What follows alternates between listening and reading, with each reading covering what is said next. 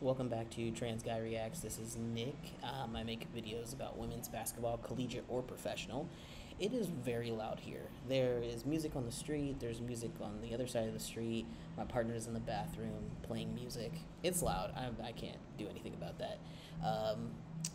But I want to get into the recap of today's games. It's Wednesday, May 29th. I didn't post yesterday because my partner came in from the States. We live in Mexico, so I wasn't able to post yesterday's game. But apparently there were some really good games. Caitlin apparently dropped a 30-piece, but still the Fever lost because it's the Fever. But yeah, some other really exciting games. Angel Reese dropped a double-double, but also lost because it's tough out there. But yeah, some really great games yesterday. Today, there were 3 games. Unfortunately, 2 of them were on at the same time, and then one came on an hour after the first 2 games, so it was very challenging to watch, but I tried my best. The first game was the Atlanta Dream versus the Washington Mystics, and the Mystics started out slow, but they slowly came back against the Dream in that first quarter, and Leah Edwards was playing really well, but then the Mystics flipped and scored 1 on a 13-3 run, and at the end of the first quarter it was 18-22. But the Mystics started figuring it out, but they were trailing in the second, and then at the half it was 38-34. It was kind of weird to see LaToya Sanders as the associate head coach for the Mystics. She was doing a sideline interview, and it's just weird because she was just in the league not too long ago, so it's kind of weird to see her as a coach, but I love that for her. I'm glad that she's able to prolong her career. At the end of the third quarter, it was tied 54-54, so that was pretty interesting. But then into the third, the Atlanta Dream had the slight advantage and kept that lead. And then in the fourth, they went on a 10-2 run, and then they pretty much after that were able to maintain the lead, and the Mystics just weren't doing really well in that quarter. And this whole season, I think they're now 0-7 or 0-8, something like that. They're just not playing to the best of their abilities. They don't have Elena Deladon, so what are you going to do? And they lost Natasha Cloud, so the final ended up being 73-67. Shakira Austin went, she had 12 points and 9 rebounds. Stephanie Dolson had 10 points. Ariel Atkins had 21 points and 8 rebounds. Aaliyah Edwards only had 6 points, but she did have 5 rebounds. Maisha Hines-Allen had 8 points. Emily Inksler, Dee Richards did not play due to coach's decision, and Brittany Sykes is still injured. For the Dream, Cheyenne Parker-Tyus had 10 points, 9 rebounds. She almost had a double-double. Cheyenne is amazing. She's so consistent. But my only thing about her is she always falls. She's falling everywhere on the ground. It's crazy. Ryan Howard had 11 points and 4 steals. Tina Charles had 17 points and 15 rebounds. The double-double, oh my God, she is so, and she quietly does it. She's not a very flashy player, and she doesn't get a lot of attention because she's not big on social media, but she is a silent assassin, for sure. Alicia Gray had 19 points. Ariel Powers had 12 points and 5 rebounds. Letitia Mihir did not play due to coach's decision, and Jordan Canada is injured. Moving over to the other game that was going on at the same damn time was the Phoenix Mercury versus the New York Liberty. It was on CBS Sports. Glad to see it, broadcasting on major television. The interesting thing to know about this is Sandy Brondello is a coach of the Liberty, but she used to be the coach for the Phoenix Mercury, and she actually won a championship with the Mercury, and so she's still good friends with those players, a lot of those players, so they have that connection.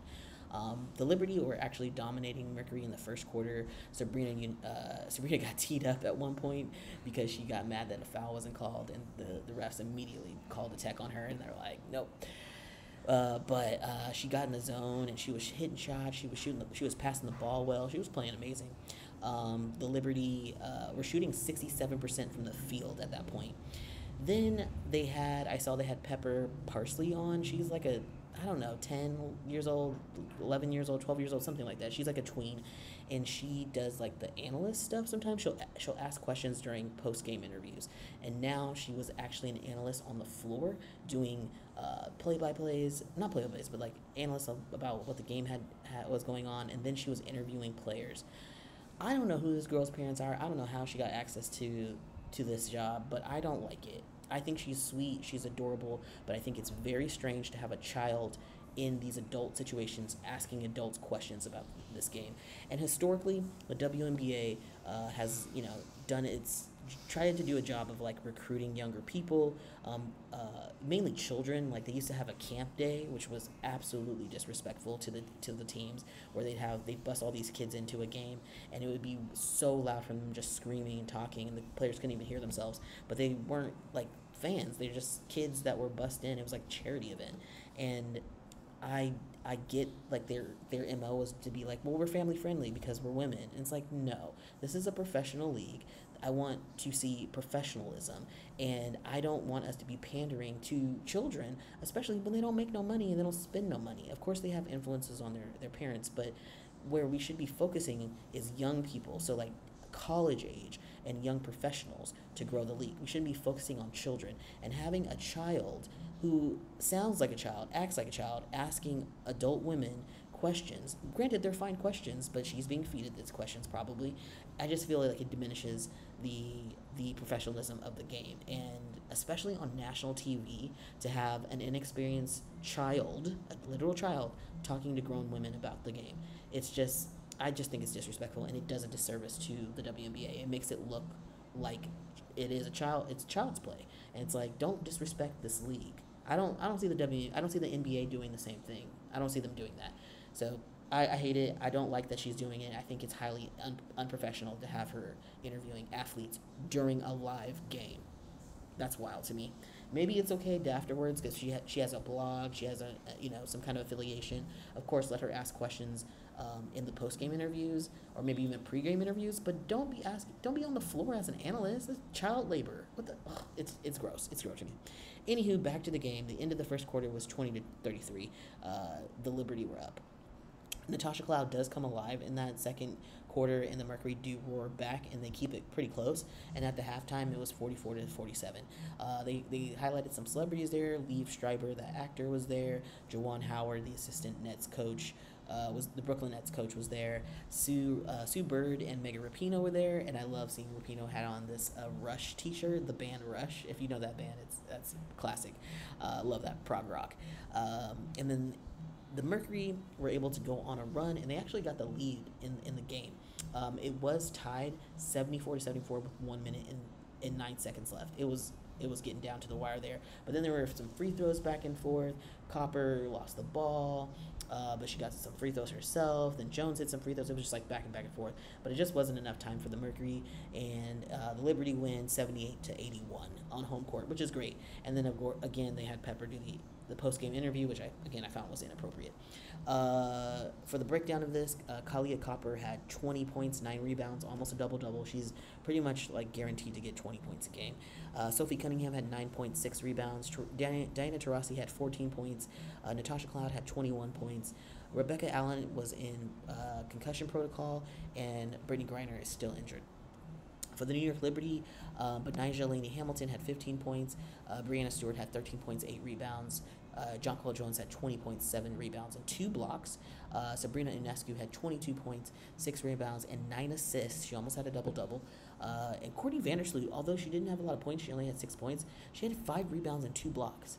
That girl's short. And she had rebounds and blocks? That was wild. Kennedy Burke, Marquisha Davis, and Ivana Docic did not play due to coach's decision, which I just find that weird. When it's just like, why do you have so many players and you don't actually play them? I don't get it. Anywho, last game of the night, which I said came on an hour after the first 2 games were playing. I did try to watch that as well. That was the Las Vegas Aces versus the Minnesota Lynx. It was a full house for the Lynx. Love to see that. And the Lynx were giving Aces trouble in the beginning of that game, but the Aces were able to maintain the lead into the second quarter. Then the Lynx did get the lead a little bit in the second quarter, but it was kind of like this back and forth thing.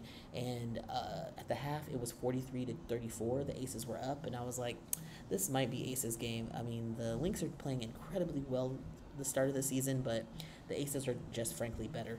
And the Aces had the lead in the third quarter. There were a lot of turnovers for the Aces, though. That was just like, what are you doing? Lynx were chipping away, trying to get the lead back from the Aces. And then Kate Money Martin, came in, and she was showing out. She had she was like 3 for 3 with the 3-pointers, so she was doing amazing. Oh, I did not get the splits for the aces. I'll have to look that up. So, uh, Asia does this great into the third. She runs down the court coast to coast and beats the shot clock and gets the foul. She doesn't make the free throw, but she does get the foul. In the end of third quarter, 62-56, Aces are up. And then, the Aces made a few more errors, but they were still able to keep that lead, and they won 80-66 on the Lynx's home court, which is a little embarrassing, to be honest, but, I mean, what are they supposed to do? I don't know. Let me give you the box score for the Minnesota. Let me see here. Minnesota's box score was Nafisa Collier was 18 points, 13 rebounds. So she had played a great game, double. She's on her way to being considered for the MVP. Alana Smith, excuse me, 7 points, 6 rebounds, and 2 blocks. A little bit of a quiet night for Alana. She's usually a little bit more effective there. Kayla McBride, 11 points and 3 steals. Courtney Williams had 12 points, 6 rebounds, and 8 assists. And then Cecilia Sandalinsani, she had 12 points, so amazing for her. I don't really follow her game, but a great addition to the team with those 12 points. Sika Kone, Alisa Pili, and Olivia Pupa did not play due to coach's decision, and then Diamond Miller is injured, and I think she's injured for the remaining part of the season. For the Aces, Alicia Clark had 9 points, 6 rebounds. Asia Wilson had 29 points, 15 rebounds, ridiculous, 4 blocks. Girl had 4 blocks and 2 steals. This girl, how's she not going to be, she needs to be the MVP. This is ridiculous. Jackie Young, Kia Stokes had 8 rebounds, but no points. Jackie Young had 19 points and 10 assists. That's crazy. Kelsey Plum had 10 points and 6 assists. Kind of a quiet night for Kelsey, but still was able to get into double digits. Kate Martin had 9 points. Amazing. And then for them, Kirsten Bell and Chelsea Gray are both injured, so they did not play. Emma Cannon did play, but she only played for less than a minute, so it wasn't all that effective, but she was in the game. But yeah, it was a very exciting 3 games, although I would say the Mystics, it was unfortunate for the Mystics because they're just continuing to lose. And it's unfortunate that the Lynx lost on home court, but it was still a very exciting game and they played really hard. But yeah, that was the game. Really enjoyed it. If you like this kind of commentary, please like, share, and subscribe. I make these videos almost every day. I try to get a game in almost every day. A recap every day, but I don't have my comment section open because that would make me open to a lot of trolls, and I just don't care what people think about me. So if you rock with me, you rock with me. If you don't, you don't. And I'll see y'all on the next one. All right, later.